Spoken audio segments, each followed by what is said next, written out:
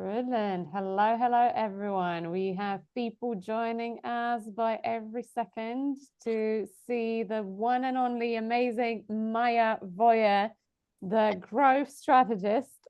Well, I'm going to hype you up. Like, don't stop me now. Okay. If it's going to be too bad, I'm going to hide under the table a little bit and then I can come back. No problem. Like, just blink if it's too cringe.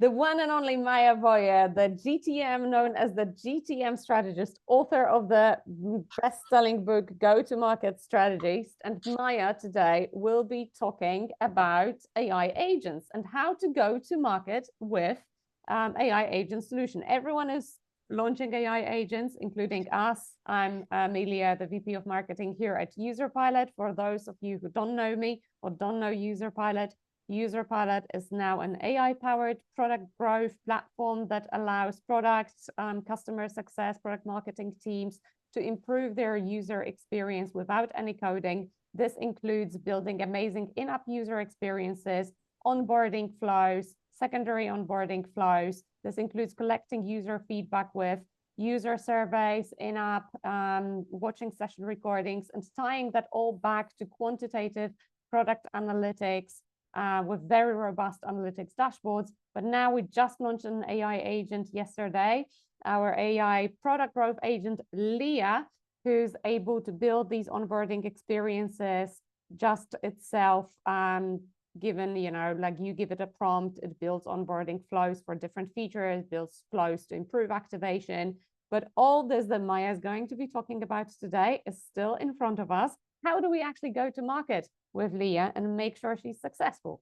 So Maja, I will give the mic over to you. The floor is yours. Before I do, all the participants, welcome. You can use the Q&A section to leave questions for Maja, and we will dedicate like 5 to 10 minutes at the end to answer them. Perfect. Hello, everybody. First of all, Emilia, thank you for an amazing intro. Leah is a beautiful name. Now let's jump directly into the presentation. So we will surely have plenty of time for just like answering all your questions that might appear. And I do have like a lot of material to cover today. But first of all, I am interested, do you guys see my screen?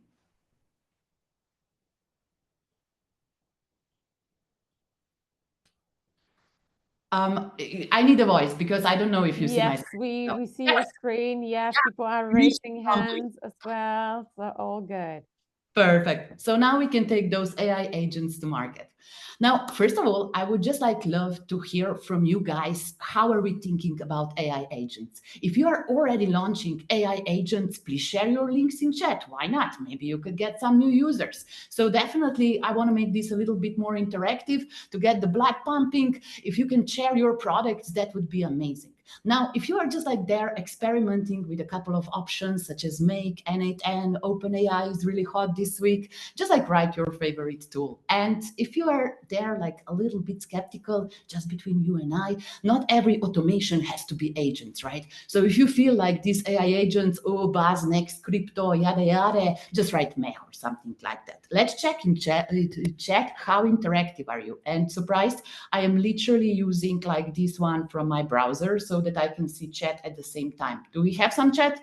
Chat is disabled for that is disabled for the participants because otherwise we get like hundreds of questions in both, and it gets a little bit messy. But if you guys can plop your favorite tools in the Q&A, or if you're launching an AI agent, please plop the link to your AI agent. We would love to see what you're building. Definitely. Alrighty. So I'm definitely in this camp where we believe that AI agents are here to stay. For the last year and a half, I have been taking 37 AI agents to market, and by now 90% of my client portfolio are AI agents. And here I'm not only talking about AI native companies such as Swan, Momentum, Ecovin that we will cover during this presentation, but also some bigger, more traditional SaaS companies Amelia announced today that they are going to market with an AI agent. We have Miro, Ahrefs, experimenting with agentic workflows. So I just think that we are scratching the surface of early majority, and that 2026 is going to be incredibly fun. But whenever I was dealing with those projects, go-to-market projects for AI agents, some of our traditional SaaS playbooks literally failed us. There are some problems that we have been bumping to again and again and again because things are just different. Today, I would like to share these lessons with you. Lesson number 1. Better learn how to sell, because the majority of cases we would have to go sales-led, at least in the beginning. Lesson number 2. When we think about pricing, yes, everybody is pitching like 10,000 credits, but it's really important that your customers understand what do they get for this price and how much will they cost them. Then third one, that's actually like a very powerful growth lever, is ecosystem marketing. Could you build some leverage into your adoption so that you have other entities, communities, or platforms bringing you users?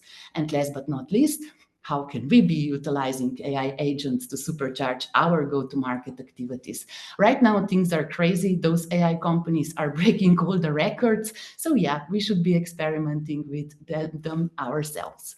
Cool. Let's jump directly into lesson number 1, which is sales-led for the win. Why? Because big adoption can lead to big problems really fast.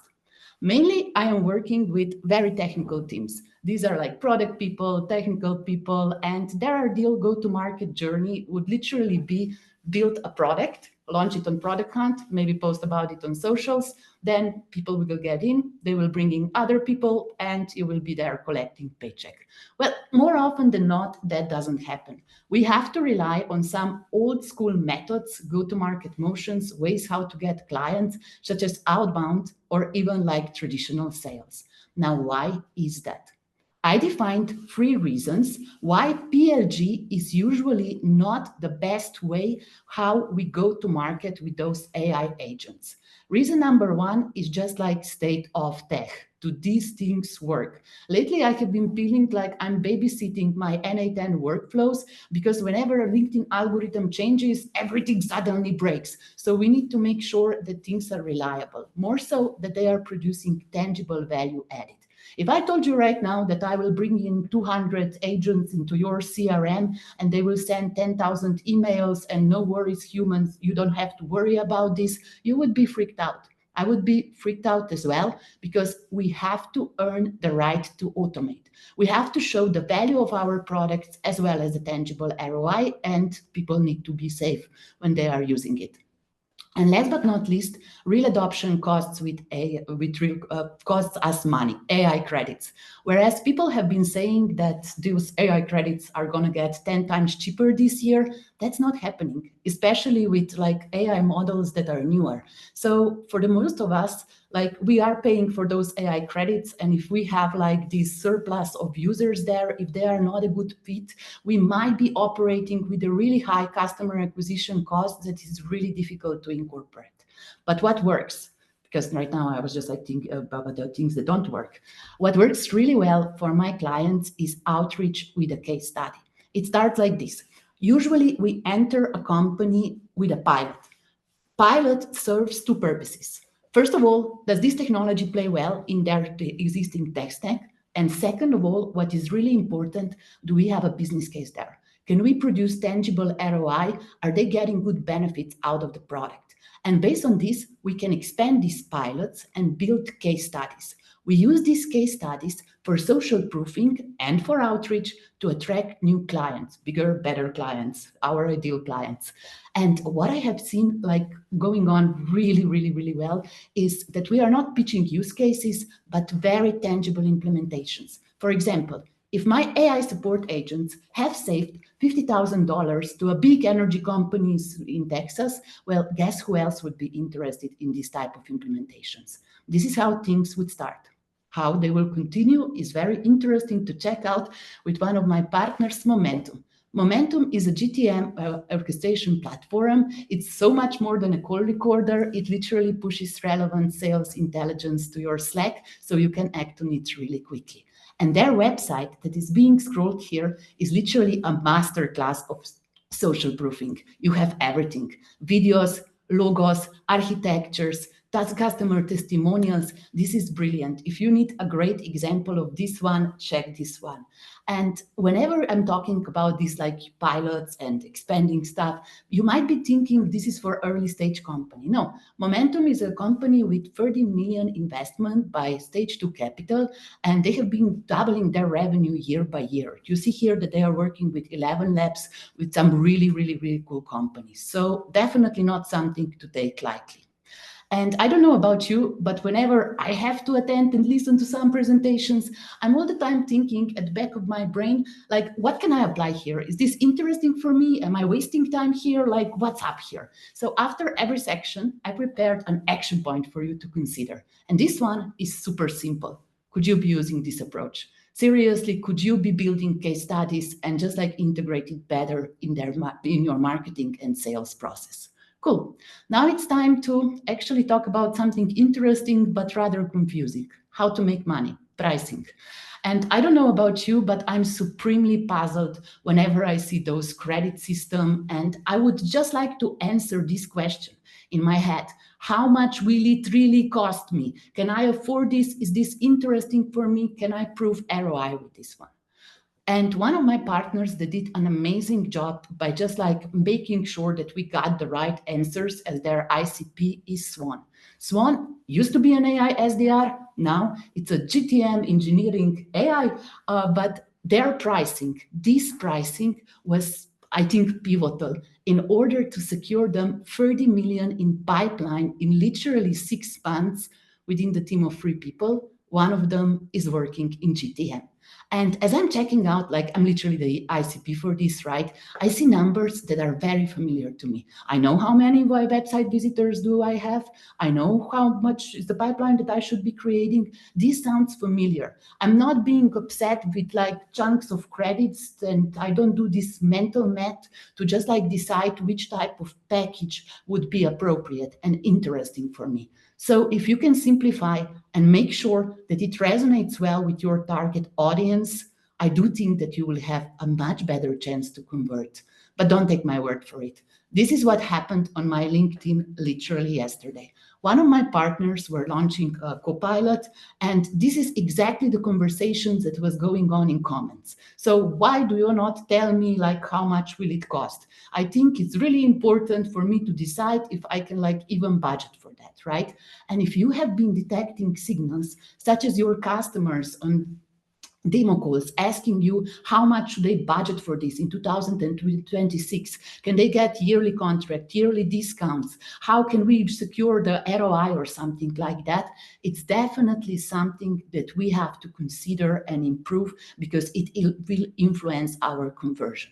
And this is a very fun challenge to tackle in AI because unlike traditional SaaS products that anecdotally captured 10 to 20% of added value, AIs could be capturing 25 to 50% of added value. And everybody has been staring in these metrics for so long now, ever since Lenny recorded the podcast with this expert. But what is super interesting is that there has been a lot of discussions about outcome-based pricing. So ideally, agents would do the job for you and you would only pay them as they do the job. But as this ideal world is being reflected a little bit differently in enterprises, in traditional businesses that have been used to paying like for this stuff for a decade now, we need to make sure that we are compromising with just like customers' natural buying habits and needs. And sometimes these needs will surprise us. Like even if we would traditionally think that this is a much better option for them, they will want to have like yearly budget or something like that. So what I'm saying here is action point number 2. Make sure not to skip your willingness to pay research. By that, I mean not just how much, but also how would people like to pay for it. And the results might surprise you. Seriously, I had a project in which we were just like fixed pricing a pilot to get our foot into the door before we could even like think about the pricing page or something like that, right? But it was critical to have this discovered with our customers as we were doing this testing, willingness to pay testing with pre-sales calls. So that was the only offer that they jumped on. Now, My product marketers and product managers prefer to do something more scientific like pricing interviews or pricing surveys, but I would kind of be inclined to always go out, tell the price and see what's happening and how people are reacting. Anyways, this one is up to you. I'm just saying, please don't skip this one. It could change your conversions dramatically. Cool. Now that we are over the nitty-gritty, it's time to bring in more customers. Wow. And ecosystem marketing, I have this joke for it. One customer could potentially bring in 10 customers and create a real leverage, a really big difference on your growth venture. So I have been tremendously inspired by the growth journeys of those two companies. The first one is Clay. You probably know Clay. It's a GTM engineering platform. And Heritage. Heritage is a sender for LinkedIn DMs, and both of them have been doing phenomenally well. Ironically, they even integrate together. But if you check out these breakdowns of their go-to-market journeys, you will see one thing in common. So they started, one of their first segments were outbound agencies. And I was really thinking hard, why is that? Well, my best explanation is that outbound, and just like this GTM engineering, is very hard for the majority of businesses. Maybe not for you and me, but for the majority of businesses, they would rather outsource it, see if it works, maybe internalize it or not. So this is naturally feeding their customer journey because it does involve a stakeholder. So yeah, that could be a massive lever of growth. And I've seen the exact same opportunities with one of my clients, which is Ecovin. Ecovin is a platform on which you can build AI voice agents, those lovely AI receptionists. And if you really think about this, who is the end beneficiary of this type of service, right? Those are restaurants, those are car repair shops, those are legal offices, and just like businesses that are traditionally a little bit less digitalized. So it is very unlikely that these type of businesses will even build websites themselves and do marketing. It's almost ironic to think that they will suddenly go and start to build agents next month. So yeah, similarly to what we discussed before, agencies were naturally fitting the customer journey. So we did this experiment. We launched white label program for agencies, and we just left it there on the website. Okay, I'm joking. Founders posted on it on LinkedIn as well. And within a week or something like that, a week or two, we had more than 200 applications from agencies. A lot of them qualified.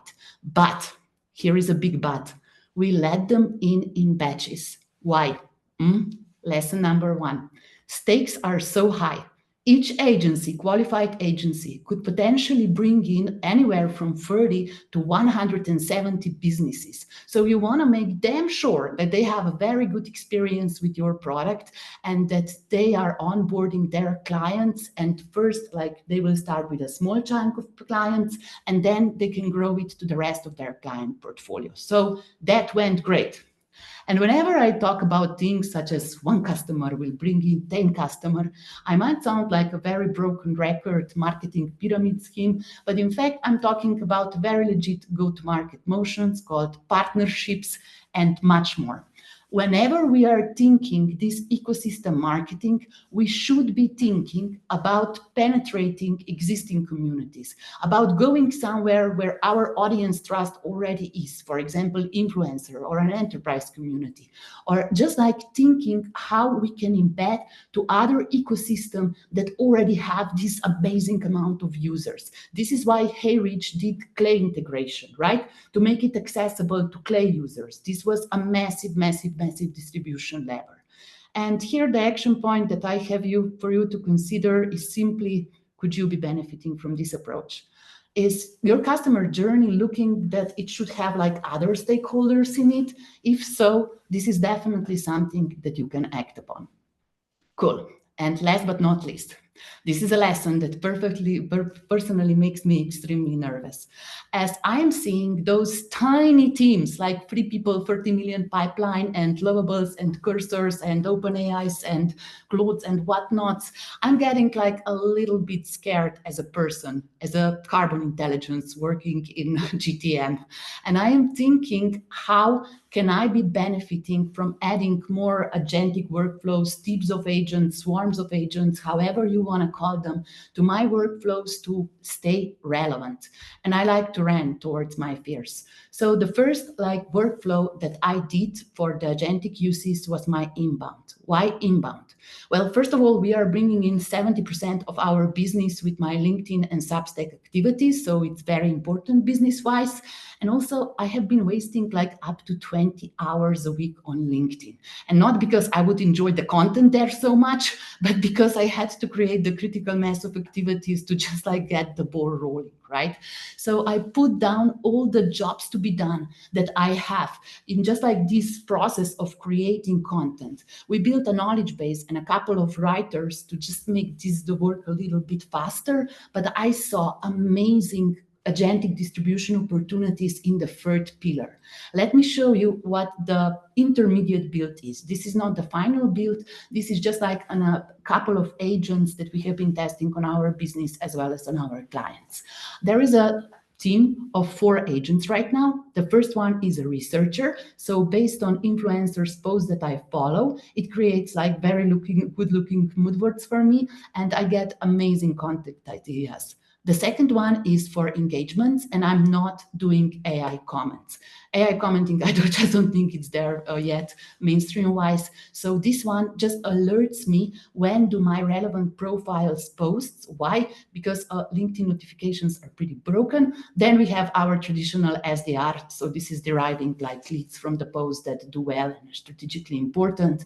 And nevertheless, we have to have the coach, right? So we have to have this feedback loop of how good or bad things are going. So yeah, this is just an intermediate build, but I have been already benefiting from this one. Right now, we're working with some of the best companies that we have ever had in our pipeline, and things are looking a lot better in terms of reach, but also my motivation to do LinkedIn, right? Because I felt at one point that I'm there in between AI generated comments and ghosts, and now it got exciting again. So yeah, this is my final action point.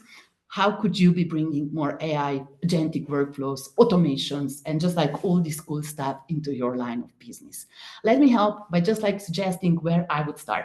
First of all, I would like to make sure that I can see tangible ROI so that I'm not vibe coding generators of dog names. And the second place is, what do I hate doing the most? Because I would be naturally motivated to just get rid of this, right? And the second thing that I have been thinking at the same time is, what will remain human? And here, I'm really not wired in a way that I would be thinking just relationships, soft skills, branding, creativity. I do think that for now, humans are engineers of those workflows, that we are literally reimagining how this work is getting done. Whereas I do have very high ethical standards of what we can or we cannot do with AI, I just know that it's not going anywhere, so we have to live with it. And by that, this is the conclusion of my presentation. Let me recap by repeating 4 lessons so that you will surely remember them. First, more likely than not, you will have to do sales-led, at least when you are starting off. Second, when it comes to pricing, please make my job a little bit easier as a customer trying to figure it out. How much will it really cost me? How much will it cost me in a year? Make sure that your pricing is understandable and comprehensible to your target audience. Third, could you be benefiting from ecosystem marketing? This is huge. This is trust building. This is trust capturing. This is just piggybacking on other people's distribution. This one could really change the way how you are going to market. And last but not least, how could you be benefiting from agents? That's a fun question to ask, isn't it? Cool. And if you want to bring everything together and build such a good looking visual as this one, I invite you to download my platform, which is so cool to use. Over 9,500 businesses have used it so far. It's called Go-To-Market Power Hour, and it is a lovely mirror board that brings together with everything that we have discussed today, that literally builds this very coherent go-to-market plan for you. I have even recorded a 10-minute video that I explained these agents that you are seeing here. So you're definitely invited to just scan this QR code or connect with me on LinkedIn, and I will send it to you. And let's get working. And by this, my presentation here is really done, and we can squeeze in some Q&As. I have no ideas how long did I talk, but I think we're good. We're very good. Thank you so much, Maja. This was brilliant, very inspiring. I was taking some notes here on the side. What are the notes that you took? I'm very curious because you are such an established company. I was taking the notes of the new GTM motion. So like leveraging partner ecosystem, for instance, the idea with the agencies, that was like, something we have been talking about. Like kid you not, since 2021, but we were always like a little bit anxious about pulling the triggers because we had a number of attempts to build like partnerships with companies that are complementary or agencies. But it's very difficult. It was very difficult for us to manage these partnerships and make sure that the partners do what we agreed they were supposed to do. Like that's, I guess, the challenge and the sort of teething problems of partnership marketing, that everyone's super busy. Yeah. So this is like, it really resonated what you said so much in me, because this is why badges are super important. Like each partner had its own like account manager, and we were just like pushing, seeing if this is adopted. And just like we did a very good classification, because the majority of people, how they launch this type of program, they just like say, now we have a partnership program. They get like 200 affiliates, and then nothing happens. Then they send an email and okay, something can happen, but still not at the scale that we like. So yeah, AI agents does involve a lot of hand holding, a lot of proactivity, because we are learning by doing this together. It's just how it is. Yeah, totally. I mean, it's a process and it keeps evolving. It's still very fresh tech here. Let's take some questions from the audience. That's a very interesting one. From an anonymous attendee, how do you convince enterprise customers to try AI agents? They are unsure of the safety and reliability. Plus, it's easy to get lost in the noise of AI agents. So how do we make them see what's real and what's not? Great question. So first of all, like demos. Usually where we like to start is with a batch of existing clients. So if we already are working with like an enterprise, we would naturally start with them and just like agree if we can do a pilot there, because we don't have to go through compliance again. However, if we are new to the game, you will literally have to do what we described on this slide, like a pilot project, technology working together, making sure that everything is like safe and cool to deploy. You could be building like stuff which is external to their system, right? You could be structuring the project technologically different, but still results. I mean, if you have anything from the relatable field, from their industry, from the company size, it's relatable. It's all about like communicating proof. Because do you remember this story from energy companies, right? After I win one, and even if it's not the biggest, but like after I can show some numbers, it will be so much easier to get my foot in the door to do other meetings. For ideas and concepts, that was cool in 2024. Now it's really difficult. And enterprise sales processes have been very difficult for companies, AI agents that I have been working with. So those with existing user base could be leveraging like existing one. But for the new entrants, we usually start like mid-market, or if our technology is really that great that they would let us pilot with them. But then again, those pilots could be having like 7 different rounds and could take like 1.5 years, and you would have your like half of your engineering team working on this project. So make them paid, right? Like they have to be paid pilots then. And it's difficult. I acknowledge that it is difficult. I'm not saying that it is impossible, but always like lead by proof would be the best recommendation that I can give you.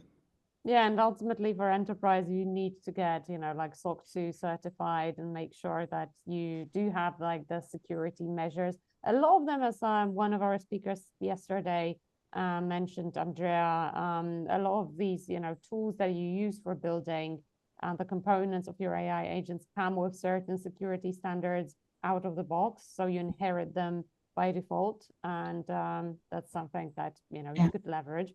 Moving on to the second question, what agents would you recommend to start off with for a beginner to AI agents? Oh, interesting.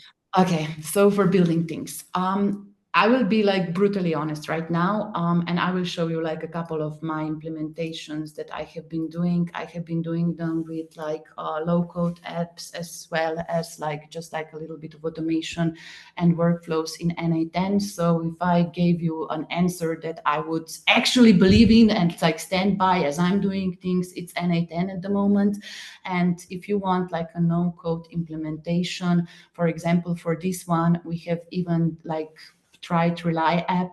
It works, but it is very limiting in credits and complexity of automations. So if you want to just like play around with some templates, it's either Rely app, it's Lindley. But if you want to be serious, and more importantly, if you want to bring the cost down, I will show you this with Marshall, for example. So this workflow is super interesting because this is like completely non-agentic. We don't even need AI to do that, right?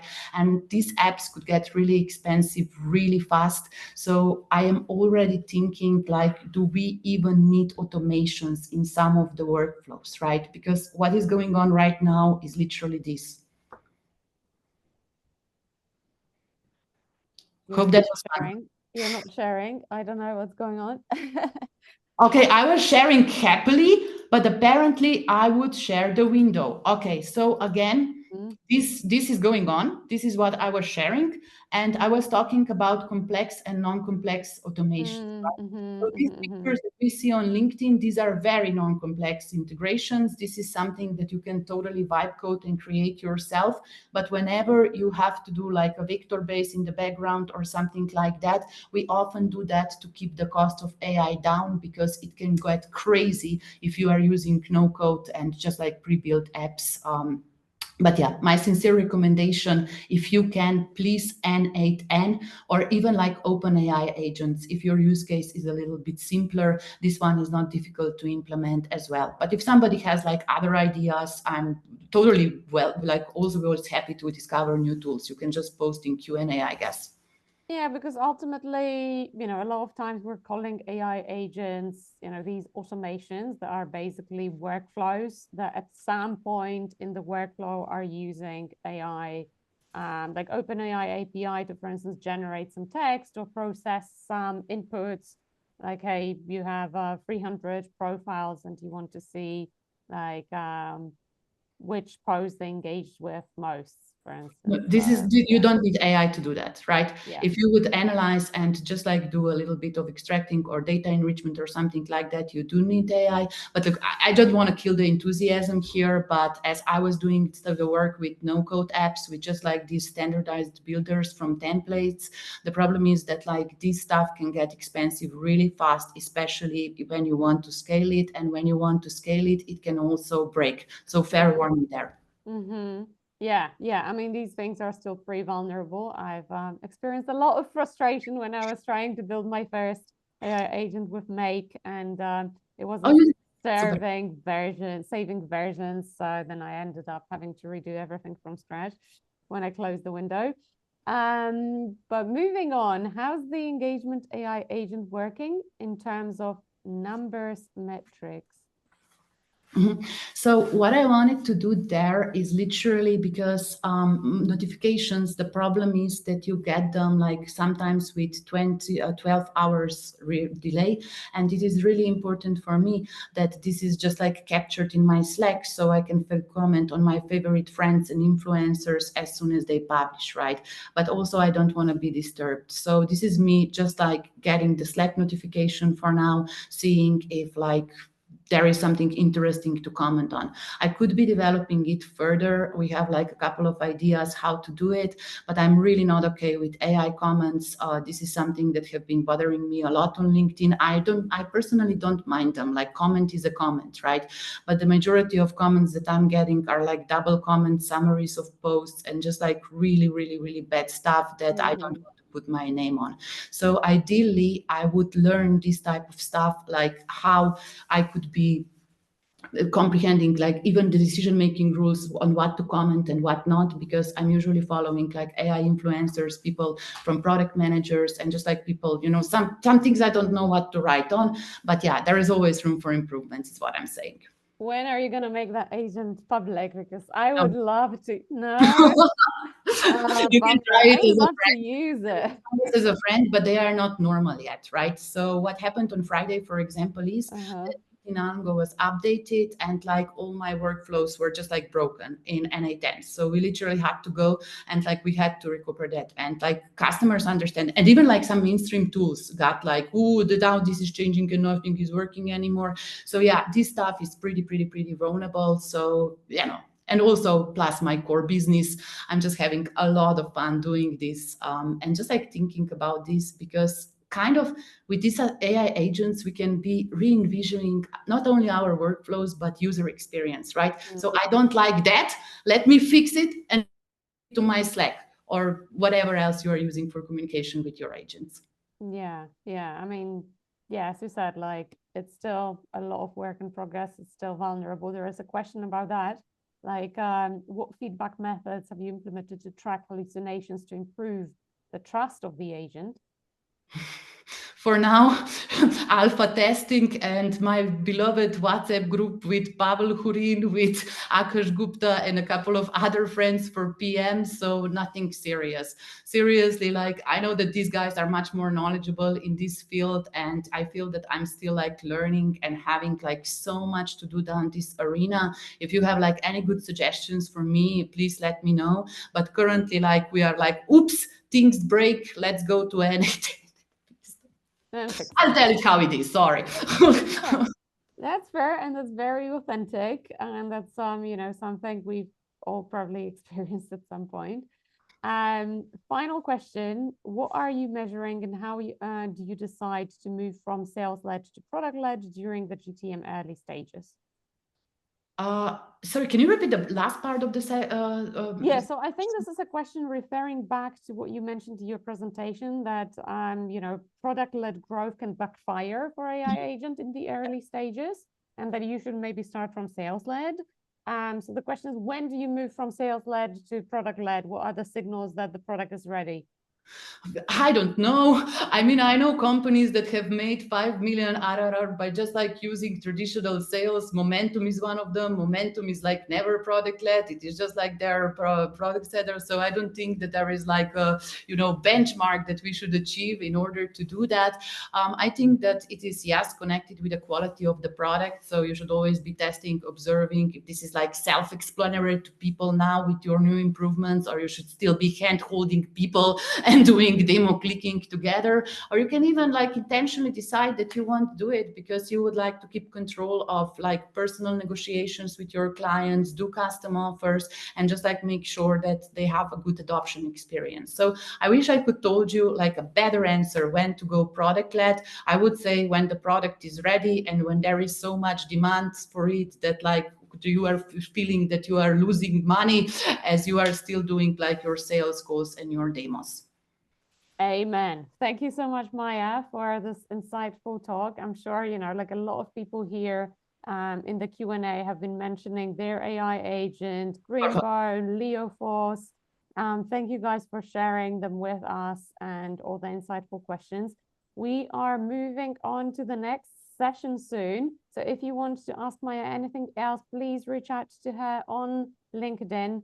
We will continue the conversation there. And yeah, I'm looking forward to also chatting with you, Maja, and hopefully our next event.